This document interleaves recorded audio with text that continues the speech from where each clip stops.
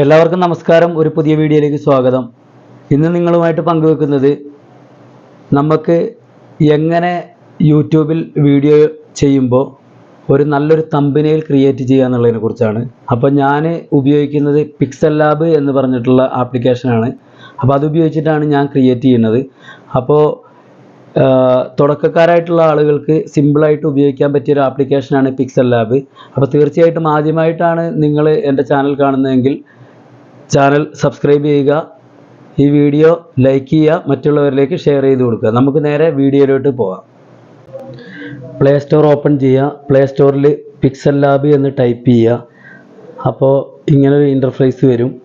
അപ്പോൾ ഞാൻ already pixel lab install ചെയ്തിട്ടുണ്ട്. അപ്പോൾ നേരെ എന്ത് ചെയ്യുക, അത് ഓപ്പൺ ചെയ്യുക. അപ്പോൾ അതിൽ നമുക്ക് കുറേ ഓപ്ഷൻസ് വരും, ഡേറ്റ് കൊടുക്കാനുള്ളത്.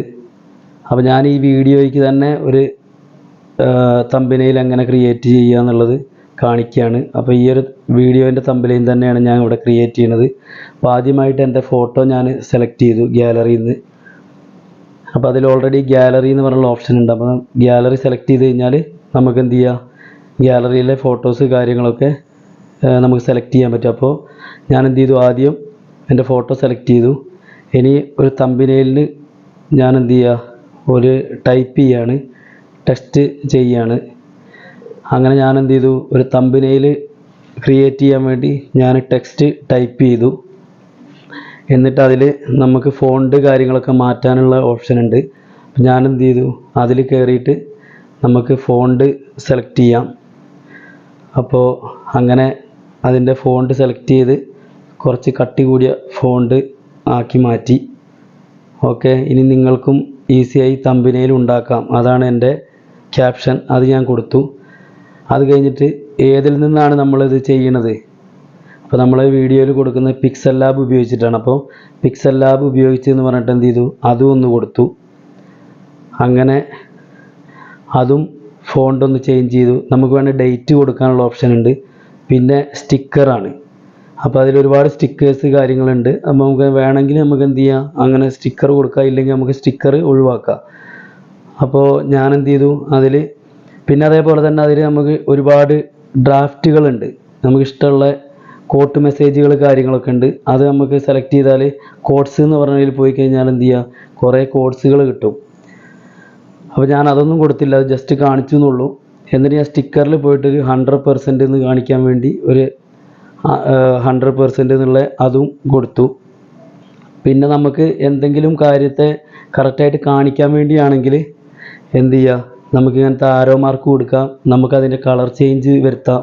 ഇത് കുറേ ഓപ്ഷനുകളുണ്ട്. എല്ലാ ഓപ്ഷനും കാര്യങ്ങൾ പറയില്ല. അങ്ങനെ പറഞ്ഞു കഴിഞ്ഞാൽ വീഡിയോ ഭയങ്കര ലെങ്തായി പോവും.